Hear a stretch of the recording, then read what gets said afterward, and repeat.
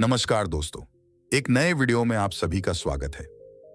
आज की इस कहानी का नाम है रंगीली भाभी। तो चलिए जानते हैं इस वीडियो के माध्यम से पूरी कहानी। आज होली थी। बाहर सभी लोग होली के रंग में डूबे हुए थे।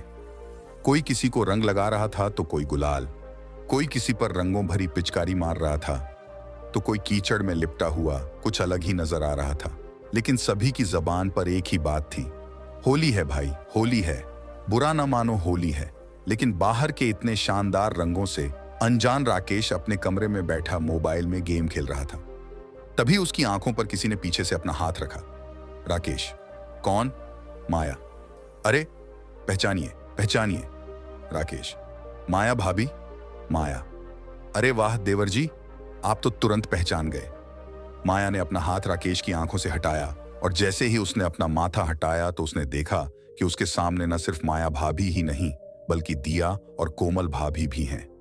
दिया और कोमल भाभी के हाथों में ढेर सारा रंग था। राकेश कुछ समझ पाता उसके पहले ही उन लोगों ने उसके चेहरे पर रंग लगाना शुरू कर दिया। तीनों भाभियां, होली है, होली। आज तो हम आपको ऐसे रंगेंगे कि रंग छुड़ाने में आपको कम से कम 10 दिन लगेंगे। हाँ, ये कहकर उन लोगों ने फिर से राकेश को रंग लगाना शुरू कर दिया। इस बीच माया भाभी ने बाल्टी में रंगों को घोला और राकेश की ओर देखते हुए कहा, माया, देवर जी तैयार है ना रंगों भरी बाल्टी में डुबकी लगाने के लिए? ये कहकर माया बाल्टी के रंगों को एक पिचकारी में भरकर राकेश पर डालने लगी। राकेश, अरे अरे, हो गया भाभी, अब कितना रंग लगाएंगी? माया, अरे ऐसे कैसे हो गया? भाभी और देवर की होली भी भला इतनी जल्दी खत्म होती है क्या?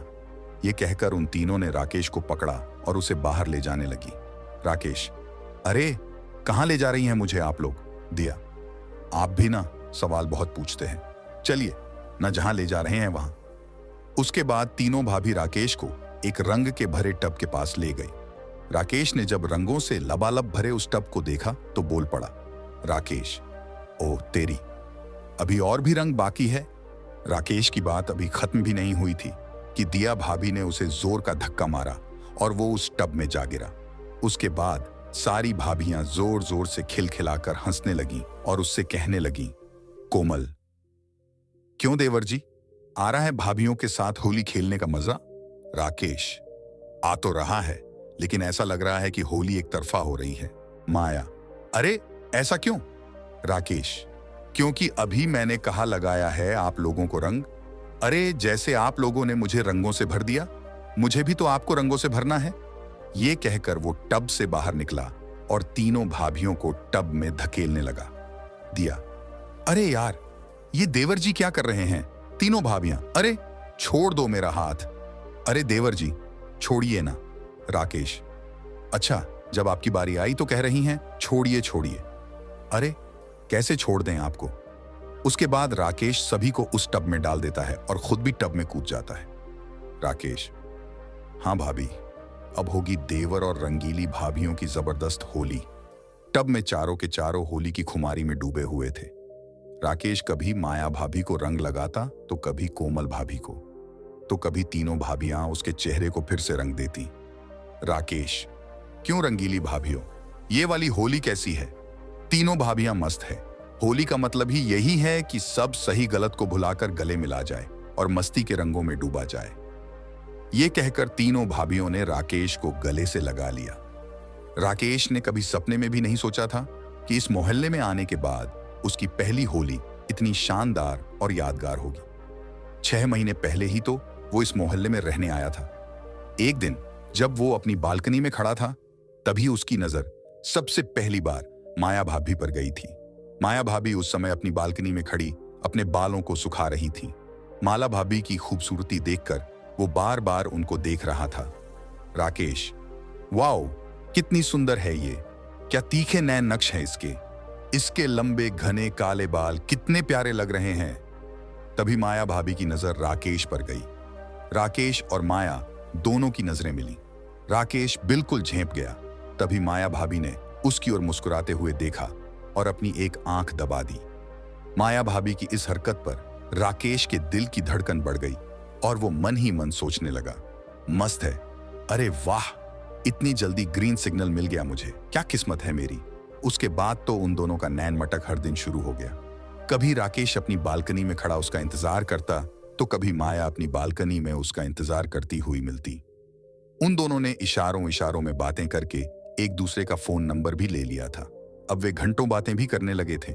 माया, अरे यार, फोन रख भी दीजिए देवर जी, कितनी बातें करेंगे। राकेश, क्या करूं भाभी, आपसे बातें करके जी नहीं भरता।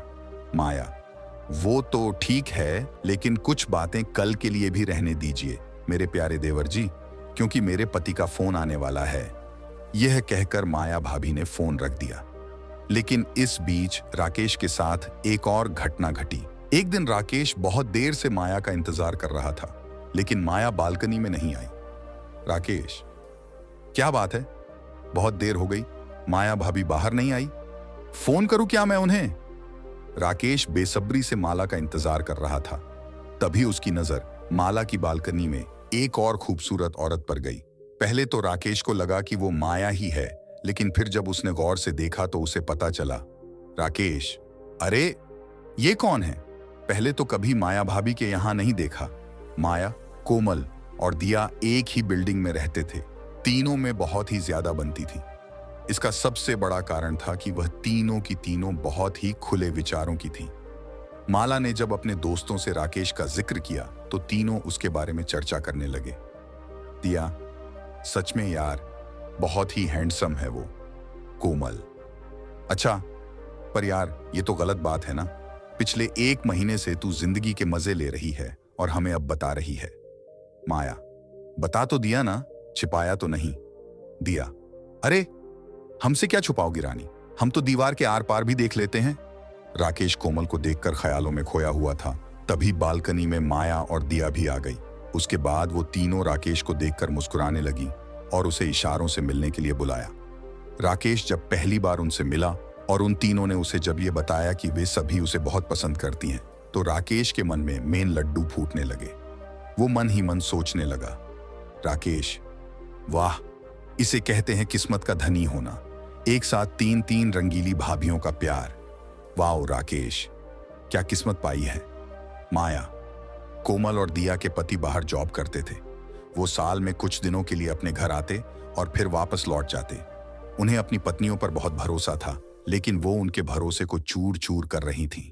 राकेश तीनों रंगीली भाभियों के साथ होली का आनंद ले रहा था। तभी वहां वो हुआ जिसकी उम्मीद किसी को नहीं थी।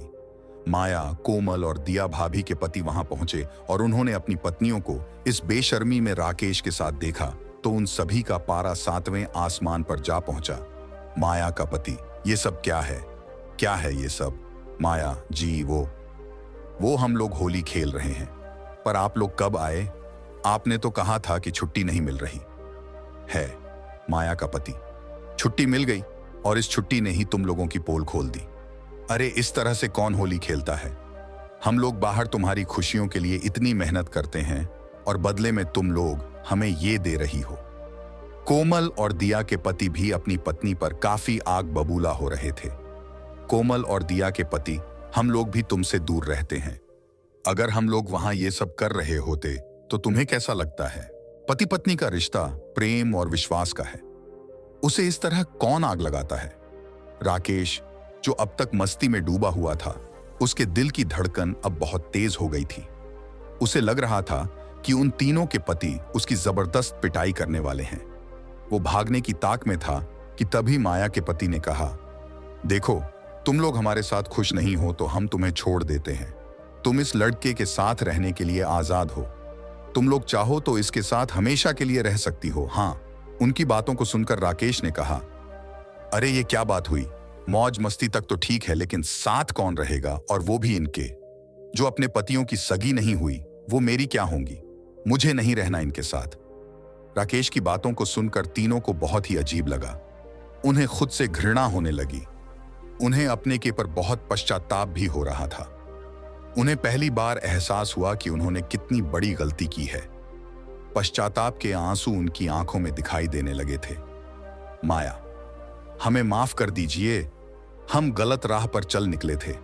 दुनिया में सबसे बड़ा पाप किसी का विश्वास को तोड़ना है। हमने आपका विश्वास तोड़ा है, हमें माफ कर दीजिए, माफ कर दीजिए हमें। ऐसी गलती फिर नहीं होगी।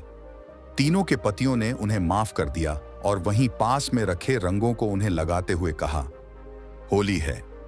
होली के त्योहार के दिन तीनों भाइयों ने अपने जीवन से विश्वासघात का रंग निकाल दिया और प्रेम और विश्वास के रंग से अपना जीवन भर लिया।